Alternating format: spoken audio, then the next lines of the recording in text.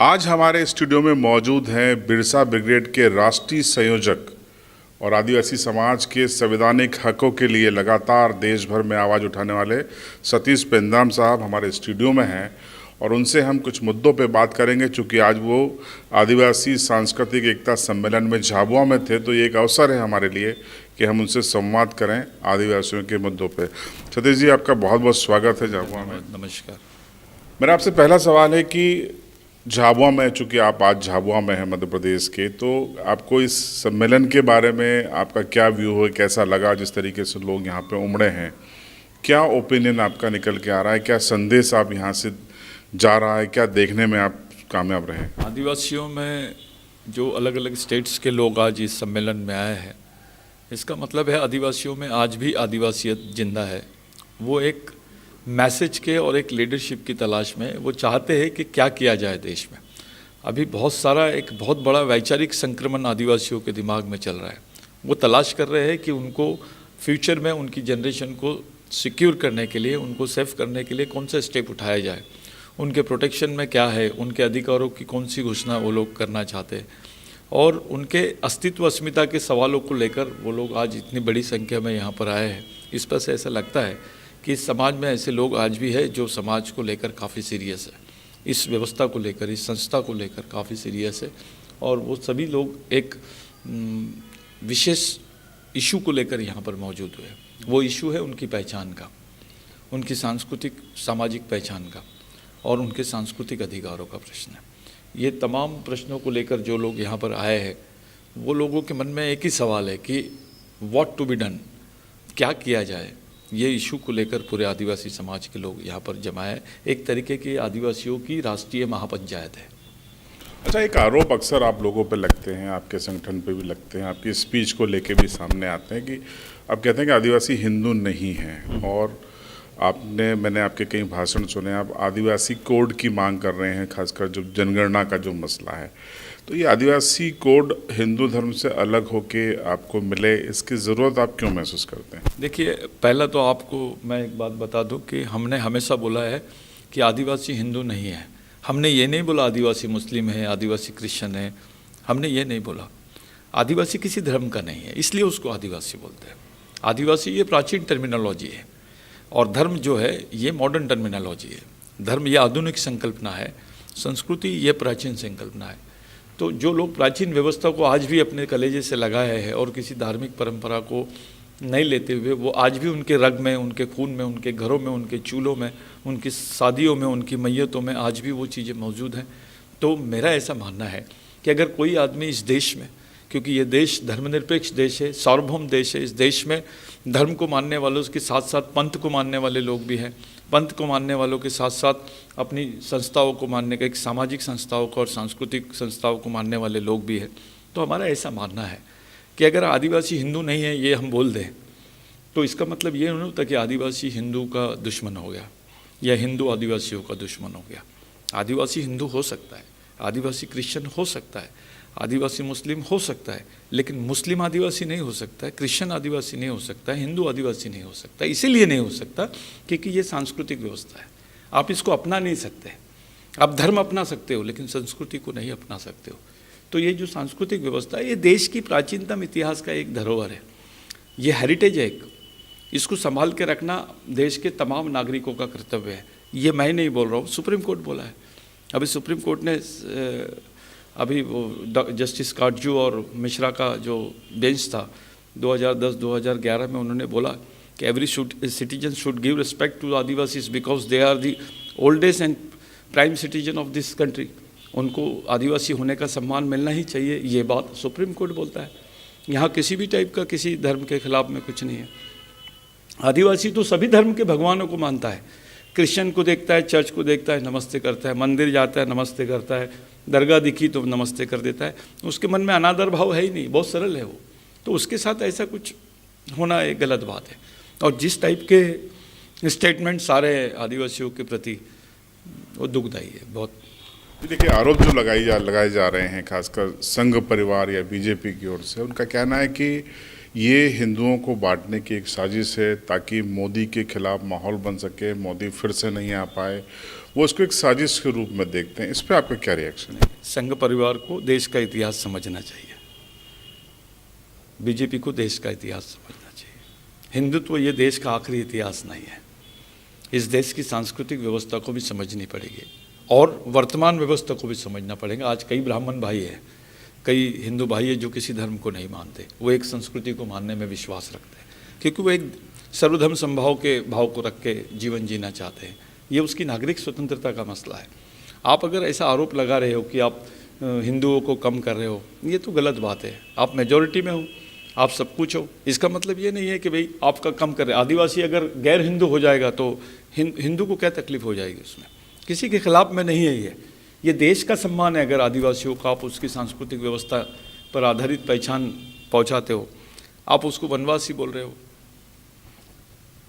आप वनवासी का मतलब क्या होता है? ये प्राणीवाचक शब्द है, मानववाचक शब्द नहीं है। तब संघ का कुछ बोलना नहीं है उस पर। वनवासी जंगल में शेर भी रहता है, सुअर भी रहता है, आदिवासी भी रहता है। आप बोल किसको रहे हो? और शहर में क्या आदिवासी नहीं रहते क्या? आदिवासियों का सिविलाइजेशन नहीं होना चाहिए क्या? उसका शहरीकरण नहीं होना चाहिए क्या? उसने जंगल में ही रहना चाहिए क्या? ऐसे बहुत सारे सवाल खड़े होते हैं। ये हमारे सिटीजनशिप का सवाल नहीं है, ये हमारे ओनरशिप का सवाल है। तो हम चाहते हैं कि भाई हमको भी मानव समझो, हमारी सांस्कृतिक सामाजिक पहचान को भी वेटेज दिया जाए करके हम लोग ये सांस्कृतिक कॉमन सांस्कृतिक कोड की बात कर रहे हैं। और वो सामान्य सांस्कृतिक कोड इसलिए मांग रहे हैं हम कि इस देश में सभी समुदाय के लोग एक जगह आ गए, लेकिन आज़ादी के बाद से और आज़ादी के पहले से आदिवासी बढ़ते कई टुकड़ों में बट गया। आज ज़रूरत है उस समाज को एक जगह लाने की। अगर वो समाज एक जगह आए तो इसमें किसी को तकलीफ़ क्यों होनी चाहिए? हम कुछ नहीं मांग रहे। आज कोई नहीं बोलता है कि आप बाहरी हो, आप कुछ हो, कोई कुछ नहीं बोलता है।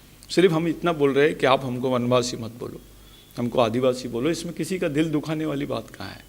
हमने आज तक के शिव की पूजा तो हिंदू भाई भी करता है, आदिवासी भी करता है, सिर्फ पद्धत अलग है। हम शिव की माँ की पूजा करते हैं, आप शिव की पूजा करते हैं। तो ऐसा तो नहीं है कि हम आपको अपने से अलग समझते हैं। लेकिन ऐसा द्वेष कि अगर आदिवासी हिंदू धर्म का हो गया तो हिंदुओं से अलग हो गया, ये तो गलत है। हम इस ज़मीन से कहाँ अलग हो रहे हैं? ये तो ज़मीन में आपको भी जाना है, हमको भी जाना है, यहीं रहना है, हमको यहीं मरना है। तो ऐसे कुछ जो डिस्क्रिमिनेशन है, वैचारिक डिस्क्रिमिनेशन की भावना जो पैदा हो रही है, वो गलत बात है। और अगर कोई जानबूझ के कर रहा है तो मैं ऐसा मानता हूँ कि गैर संवैधानिक है। बिरसा ब्रिगेड जो आपकी है, अब कई राज्यों में चूँकि अब वो फैली है, तो आपने एजेंडा भी बता दिया कि आप उसके ज़रिए क्या काम करते हैं। कितना कामयाब हैं आप? किस तरीके के जो आपके विचार हैं वो आदिवासियों तक फैल रहे हैं, दायरा बढ़ रहा है, क्या रिस्पॉन्स मिल रहा है? सर, एक तो हमारे पीछे कोई विचार नाम की चीज़ हो सकती है ऐसा कोई सोचता नहीं है, क्योंकि हम लोग इतनी दयनीय अवस्था में हैं कि अब आदिवासी नाम का सिर्फ आदमी था ऐसा ही कहना पड़ेगा। हमको म्यूज़ियम मैन बनाया गया। अब अंडमान निकोबार में देखिए आदिवासियों के क्या हाल हो गए। वो म्यूज़ियम मैन बन गया। अंडमान निकोबार में लोग जाते केवल उन आदिम लोगों को देखने के लिए जिनके बदन पे कपड़े ही नहीं है, और वो एक ऐसी भाषा बोलते हैं जो किसी को समझते नहीं है। अंडमान निकोबार का क्रेज केवल आदिवासियों को देखने जाते हैं, यानी वो म्यूज़ियम मैन बन गया। अब वो अंडमान का आदिवासी रहे या गढ़चिरौली का रहे या बस्तर का रहे या इंदौर का रहे, भोपाल का रहे, महाराष्ट्र का रहे, झारखंड का रहे, कहीं का भी रहे, आदिवासियों के प्रश्न को अगर आप देखेंगे तो बहुत गंभीर स्थिति है। आपके अलीराजपुर का इशू ले लीजिए, यहाँ लड़कियों को बेचा जा रहा है। किसी समाज में लड़कियाँ बेची जाती क्या? अब तो बंधुआ मजदूर लड़कियाँ को बेच देते, वो काम करेगी, वो उतना रहेगा। मॉल न्यूट्रिशन का प्रश्न, कुपोषण का प्रश्न लिया। बच्चा 10 साल तक के हम लोग वेट करते हैं, वो बड़ा होगा, जिंदा रहेगा या नहीं रहेगा, उसकी हमको गारंटी नहीं है कि बच्चा रहेगा। वो बच्चा जिंदा रहेगा इसकी गारंटी नहीं, क्योंकि कुपोषण है, उसको खाने को नहीं है। भूख की बीमारी है, कुत्ता भूख से नहीं मरता, आदिवासी भूख से मर जाता। उसके बारे में कोई बात नहीं करता। आदिवासियों के क्षेत्रों में जहाँ खाने को नहीं है, जहाँ पे मॉल न्यूट्रिशन का प्रश्न है, वहाँ ब्लड कैंप्स होते हैं। वो लोग 800 रुपये में अपना ब्लड बेचते हैं, किडनी बेचते हैं। यानी आदिवासियों को सब्स्टिट्यूट ह्यूमन बना दिया गया है, पर्यायी ह्यूमन। दूसरे आदमी को जिंदा रखने के लिए जो आदमी है वो आदिवासी है। आज किसी को खाना होना, ज़मीन होना तो आदिवासी की ले लो, किसी को आंखें होना तो आदिवासी की, ब्लड होना तो आदिवासी का, किडनी होना तो आदिवासी की, लड़की होना तो आदिवासी की। ये ट्रेंड शुरू हो गया है। ये एक ऑप्शनल आदमी बन गया, एक पर्यायी मानव के रूप में आदिवासी समाज को देखे जा रहे। इस बारे में आरएसएस कभी कुछ नहीं बोलती, कभी हमारे दुखों पे कोई बात नहीं करता है। आज हमारा अस्तित्व ही खतरे में है, हम जिंदा कैसे रहेंगे? मजदूरी करने वाला 80% समाज, आदिवासी समाज आज गड्ढे खोदने का काम करता है। गड्ढे खोदने की मशीन निकल गई है। गड्ढे खोदने को काम को भी आप लोगों ने गवर्नमेंट काम तो उसको बोलते ही नहीं, संडास साफ करने का काम गवर्नमेंट का काम बन गया, लेकिन गड्ढे खोदने का काम गवर्नमेंट का काम नहीं मिला। वो असंगठित मजदूर है, असंगठित नहीं असुरक्षित मजदूर भी है, असुरक्षित नहीं अनिश्चित मजदूर भी बन गया। वो उसको रोजगार ही नहीं मिलेगा, वो क्या काम करेगा? इन प्रश्नों पे कोई बात नहीं कर रहा है। जो बुनियादी प्रश्न है, इतना बड़ा किसानों का प्रश्न है, उस पर कोई संवेदनशीलता नहीं बता रहे। इतने पढ़े लिखे लोग हैं आरएसएस में, इतने बुद्धिजीवी लोग हैं, देश की गरीबी के बारे में बात नहीं कर रहे आप।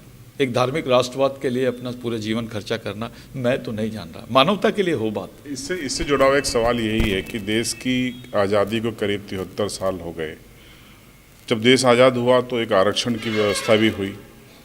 आरक्षण व्यवस्था के तहत देश भर की संसद में और विधानमंडलों में, विधानसभाओं में आदिवासी प्रतिनिधित्व भी पहुँचे। क्या आपको कभी महसूस हुआ, ऐसा लगा कि ये जो प्रतिनिधि हैं शायद अपनी जिम्मेदारी ठीक से नहीं निभा पाए, इसलिए वो स्थिति है जो आप बता रहे हैं? बिल्कुल सही बात है। इसमें दोनों बातें हैं। इनकी पार्टियां भी संवेदनशील नहीं, चाहे कांग्रेस हो या बीजेपी हो, आदिवासियों के विधायकों को और नेताओं को बोलने से दबाती है। दूसरी ओर आदिवासी नेता खुद अपने सामाजिक दायरे को रिप्रेजेंट करना नहीं चाहता है, वो पार्टी के ही दायरे को अंतिम समझता है, और इस वजह से वो उसके माध्यम से समाज के जो ज्वलंत प्रश्न है, जो संवेदनशील प्रश्न है, वो नहीं उठते हैं और उसका पूरा उपयोग समाज के लिए नहीं होता है। ये एक तरीके से अनसाउंड पावर हो गया है। वो उस पावर का कोई उपयोग ही नहीं जिसमें साउंड ही नहीं है। आज जितने भी विधायक और आमदार मंत्री है आदिवासियों के, वो चुपचाप है।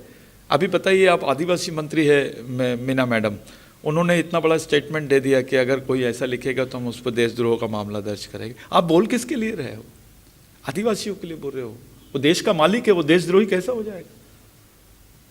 उसको आप देश का देश प्रेम और राष्ट्रवाद समझाना चाहोगे? नहीं समझा सकते आप। वो तो मालिक है, और उसको आप बोलेंगे भोले भाले आदिवासियों को देशद्रोही आप बोल दोगे कैसे? अगर ये ट्रीटमेंट आपका है, उनके प्रति देखने का ये दृष्टिकोण है, तो आप कैसे लीडरशिप कर सकते हो? उस समाज का नेतृत्व कैसे? ये सामाजिक नेतृत्व नहीं हो सकता।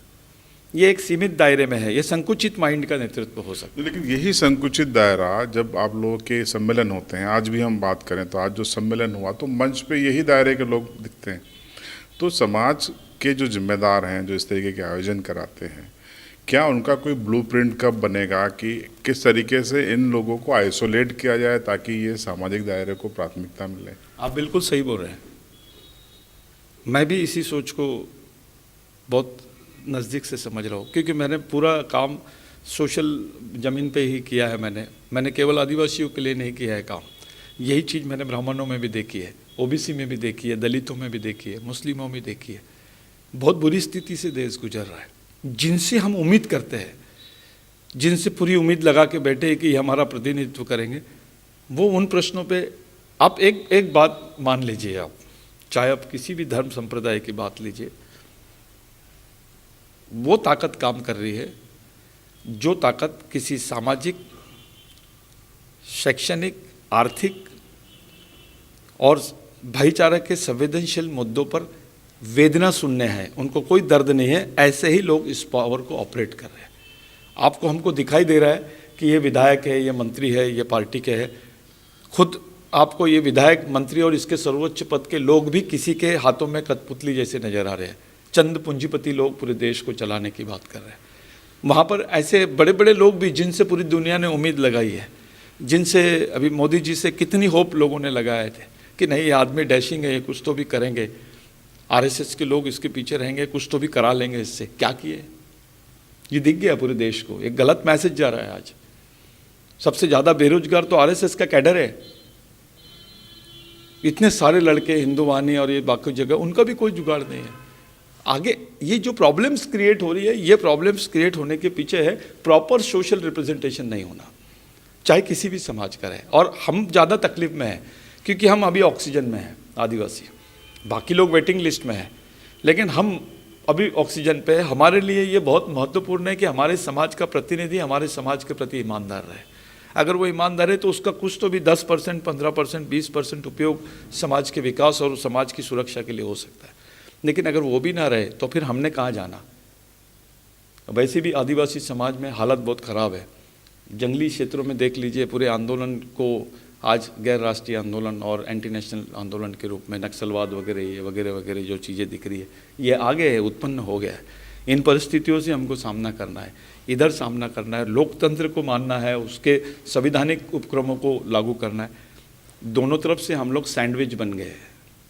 नेता हमारी सुनते नहीं है, हमारे अधिकारी भी संवेदनशील नहीं दिखाई देते, कुछ है तो उन पर दबाव रहता है। तो ऐसे विपरीत परिस्थिति में जहाँ समाज का युवा भ्रमित है, ऐसी विपरीत परिस्थिति में सामाजिक अस्तित्व को बचाने का जो चैलेंज है ये बहुत डिफ़िकल्ट है। इसमें महापुरुषों की ज़रूरत। हो सकता था हमको कोई अंबेडकर मिलता, हो सकता था हमको कोई फुले मिलता, हमको कोई विवेकानंद मिलता या गांधी मिलता, हमारे लिए कोई मार्क्स होता, या जीवित रूप में आज बिरसा मुंडा, टंट्या भील, राघोजी भांगरे जैसे लोग होते तो हम कुछ तो भी करते। आज हम लोग कॉमन मैन है। मैं भी एक गरीब परिवार का बच्चा हूँ, मैं भी इंजीनियर था, मैं सब छोड़ छाड़ के यही मूवमेंट में काम कर रहा हूँ। उम्र चले गई, समझ में नहीं आया, 25 साल हो गए, सिर्फ संगठन ही बना रहे, साधन नहीं रहते। ऐसे कई बच्चे हैं इस मूवमेंट में काम करने वाले जिनके पास जेब में 2 रुपये नहीं रहते, खाने को रोटी नहीं रहती। ऐसे समाज में संगठन और ये सब चीज़ों को देखकर थोड़ा सा ये लगता है कि अगर ईमानदार नहीं है हमारा आदमी हमारे साथ तो फिर हम किसके दरवाजे पे जाए। कुछ लोग मिलते हैं, कुछ ब्राह्मण साथियों ने भी बहुत ईमानदार है, वैचारिक रूप से बहुत विकसित लोग हैं, उनका हमको बहुत योगदान है। मुस्लिम भाइयों का है, क्रिश्चियन भाइयों का है, ओबीसी लोगों का भी हमको योगदान है, लेकिन एक लिमिट तक है। उसमें वो संवेदनशीलता की कमी जरूर है, लेकिन मानवता की भरपूर उनमें ये है, वो हमको मिल जाती है। लेकिन बाकी सब जगह से हम लोग जकड़े हुए हैं। आज हमारे लिए जीने मरने का प्रश्न है। हमको लगता है कि ये सेंसस के बाद में देश में आदिवासी नाम का व्यक्ति था, ये चर्चा छिड़ेगी। हम इसीलिए अपने अस्तित्व को बचाने के लिए इस लड़ाई को अंजाम दे रहे। हम कॉमन कल्चरल कोड की बात पूरे देश में लागू करना चाहते हैं और हम गवर्नमेंट से, राष्ट्रपति जी से, चीफ जस्टिस ऑफ इंडिया से, यहाँ के राज्य के मुख्यमंत्री जी से और बाकी ऐसे मीडिया के लोग, आप जैसे संवेदनशील लोगों से हम लोग निवेदन करते हैं कि इस मांग को थोड़ा आप बढ़ाइए, क्योंकि आप हमारे प्रतिनिधि हैं। आज हम लोग आप लोगों पर पूरा टोटल डिपेंड है, क्योंकि जहां हम नहीं पहुंच सकते वहां आप लोग जाते हैं। आपका चैनल का काम बहुत ग्रास रूट लेवल पे है। मेरी आपसे अपेक्षा है इस इशू पर एक जन जागृति और स्टेट गवर्नमेंट तक, सेंट्रल गवर्नमेंट तक आप पहुँचाएँगे, ऐसी विनंती है। तो आपने सतीश पेंदाम साहब को सुना। पीड़ा के साथ साथ उन्होंने ये भी बताया कि उनके काम में, उनके मिशन में किस तरीके की दिक्कतें आती हैं और समाज के जिम्मेदार किस भूमिका में दिखाई देते हैं। आपकी क्या राय है उनकी बातों पर कमेंट बॉक्स में ज़रूर बताएं। चैनल को सब्सक्राइब अभी तक आपने नहीं किया तो सब्सक्राइब करें, बेल आइकन दबाएं ताकि इसी तरीके के रोचक वीडियो इंटरव्यूज़ आप तक सबसे पहले नोटिफिकेशन के जरिए मिल सकें।